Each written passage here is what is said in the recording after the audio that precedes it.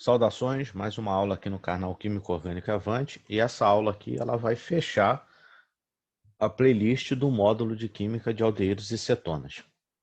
E nós vamos falar aqui com uma ênfase mais em reações especiais, mais de apresentar a reação e menos em mecanismo. Bom, uma reação especial que ocorre com aldeídos e cetonas e que é muito empregada na indústria é o chamado processo de aminação redutiva, em que, a partir de um aldeído ou uma cetona e o meio contendo amônia, hidrogênio e catalisador, promove-se a síntese de aminas. Essa reação é chamada de aminação redutiva porque ela tem um passo intermediário, que é um passo que nós já vimos na aula de adição de nucleófilos nitrogenados a aldeídos e cetonas, que é quando eu falei de síntese de iminas, de oximas, de hidrazonas. Então, o aldeído ou acetona na presença de amônia sofre a reação de substituição por nucleófilo nitrogenado, formando a imina da amônia. Aí essa ligação dupla carbono-nitrogênio é reduzida pelo hidrogênio, formando a amina.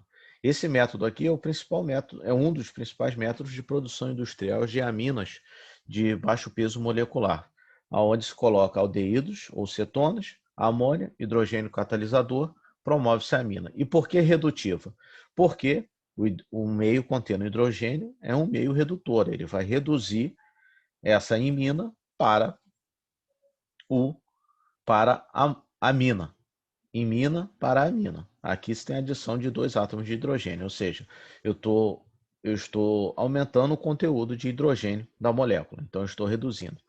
A aminação redutiva é um processo derivado da adição de nucleófilos nitrogenados. Outras reduções de redução envolvendo aldeídos e cetonas, quando eu mostrei lá na playlist de redução de aldeídos e cetonas, naquela aula, eu me restringi à redução de aldeídos e cetonas para álcool, para a redução visando a síntese de álcools. Porém, existem reduções mais enérgicas, reduções mais drásticas, que reduzem o aldeído ou a cetona direto para hidrocarboneto, ou seja, para o oxigênio, ele não vai para a hidroxila, ele é removido da molécula e a adição de dois átomos de hidrogênio, onde originalmente havia o carbono carbonílico. Então, essas reduções mais drásticas, né, vão ser tratadas agora, e, na verdade, elas vão ser apresentadas. Não devo mostrar o mecanismo. Bom, a primeira delas é a chamada redução de Wolff-Kishner, em que ela é feita com o meio contendo hidrazina e hidróxido de potássio a alta temperatura, tanto que o solvente para ela costuma ser etileno glicol, que tem um ponto de ebulição maior do que o da água. Então, a redução de Wolff-Kishner, ela parte de um aldeído ou cetona, hidrazina, hidróxido de potássio, alta temperatura, ele vai te dar como produto essa reação o alcano e vai eliminar nitrogênio atmosférico. Outra redução muito semelhante à redução de Wolff-Kishner, semelhante assim, tem o mesmo princípio, é a chamada redução de Clemmensen. A reação de Clemmensen utiliza uma amálgama de zinco-mercúrio, ácido clorídrico e promove a redução da acetona ou do aldeído direto para alcano. Agora, qual é a relação entre redução de Wolff-Kishner e redução de Clemmensen? Se você reparar aqui, a redução de Wolff-Kishner é feita em meio básico a alta temperatura. Já a redução de Clemmensen, ela é feita em meio ácido. Isso é importante porque, às vezes, você pode ter um aldeído ou uma acetona que seja instável em meio básico. Então, você não vai poder usar a reação de Wolff-Kishner. Aí você tem como opção a redução de Clemmensen. Ou pode ocorrer o contrário. Você pode ter um aldeído, uma acetona que seja sensível a meio ácido. Então, você utiliza a redução de Wolff-Kishner, porque é uma redução feita em meio básico. Outra reação que ocorre com aldeídos e cetonas, que eu comentei lá na aula sobre a adição de álcools, aldeídos e cetonas formando acetais, de maneira análoga, como os tióis são análogos dos álcools, a diferença é que o oxigênio é substituído por enxofre, também existe a reação de adição de tióis para a síntese de tioacetais. Qual é a diferença? A diferença é que nessas reações não se emprega catálise envolvendo ácidos próticos tradicionais, como ácido sulfúrico ou ácido clorídrico. Essa catálise é feita por meio de ácido de Lewis, que pode ser um sal metálico ou BH3, enfim, BF3, outros tipos de ácidos de Lewis. Então, é a mesma reação de formação de acetal. Um aldeído ou cetona reagindo com duas moléculas de tiol vão te dar um tioacetal. Um tioacetal muito importante é o tioacetal oriundo desse composto aqui, que ele forma um tioacetal cíclico que às vezes é chamado de 1,2,3-ditiana. Ti é de enxofre, então 1,3, 2 enxofres, então 1,3-ditianas. Por que esse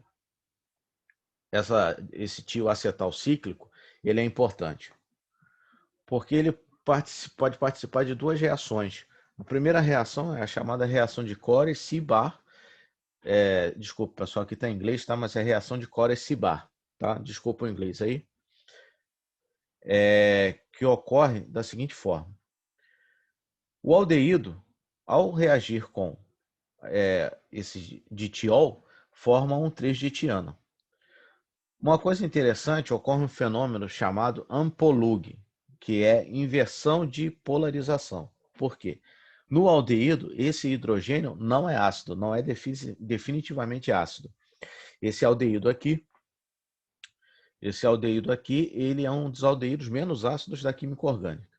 Porém, quando ele passa pelo processo de transformação numa ditiana, ele já passa a ser ácido, porque o enxofre faz um pequeno efeito indutivo aqui nesse carbono, deixando esse hidrogênio passível de ser abstraído. Principalmente se ele reage com uma base muito forte, como o butilítio. Então, o butilítio, ele realizando sempre, né, se envolve butilítio, a reação tem que ser feita em meio anidro. O butilítio vai agir como base, vai remover esse próton dessa 1,3-ditiana, gerando um carbônio nesse carbono aqui. Ou seja, aqui esse carbono agora ele está negativo. Na carbonila ele é deficiente em elétrons, ou seja, ele é positivo. Por isso que se chama inversão de polaridade, ampolug, que é a palavra que se usa em química orgânica. Então, agora, esse carbônio aqui ele pode reagir com qualquer eletrófilo, ou seja, qualquer espécie deficiente em elétrons, e formar um composto que vai apresentar o eletrófilo ligado nesse carbono. E como é que essa ditiana é removida? Aqui uma outra diferença em relação a acetais, que quando o acetal cíclico era empregado como grupos protetores, que eu falei lá na aula, essa remoção aqui é feita com meio ácido tradicional. Porém, quando se emprega uma ditiana, essa remoção desse enxofre é feita com óxido de mercúrio, e aí você vai ter a substituição do hidrogênio original do aldeído pela molécula do eletrófilo.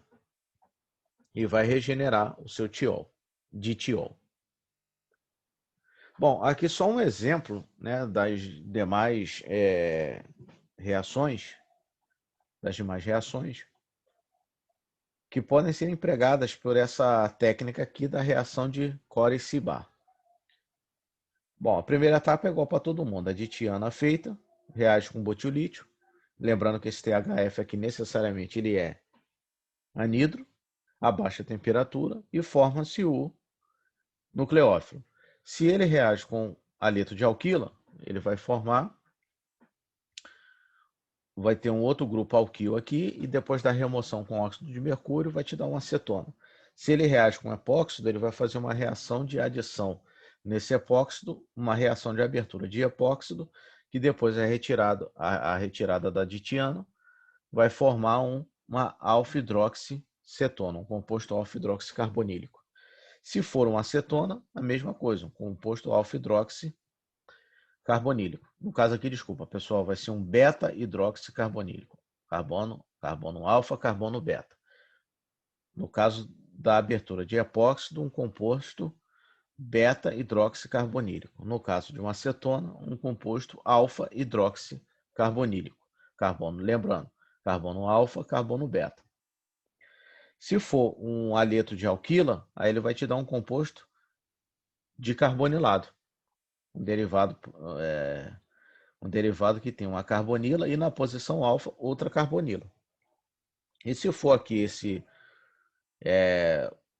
derivado nitrogenado com carga positiva, ele vai te dar uma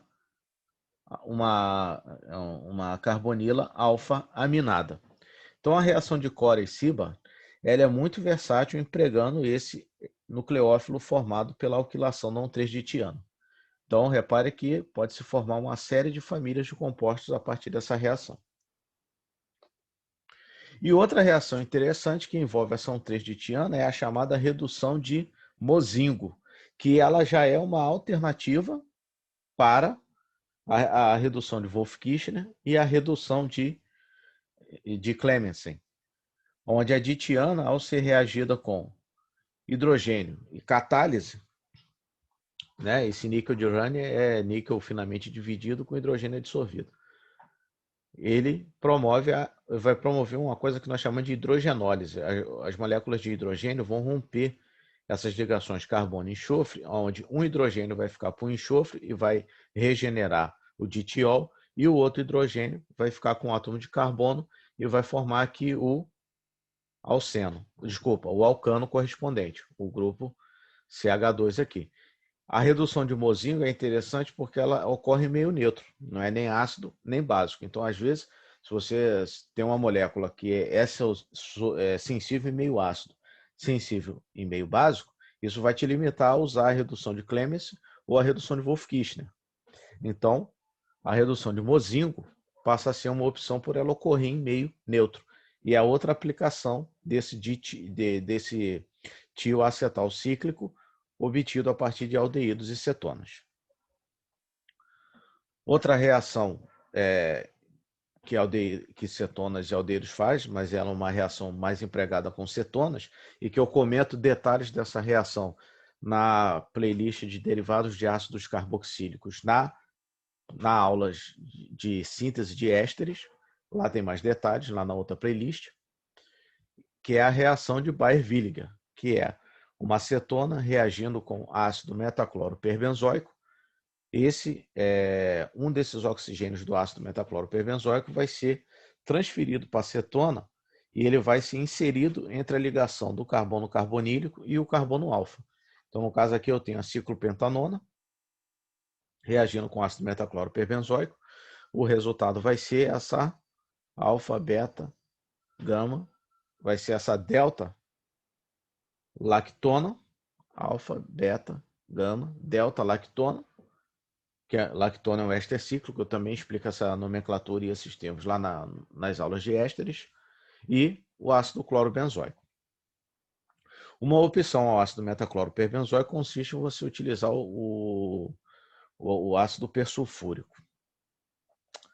Bom, essa última aula foi para encerrar o módulo de aldeídos e cetonas apenas com a apresentação dessas reações especiais. Obrigado, bom estudo.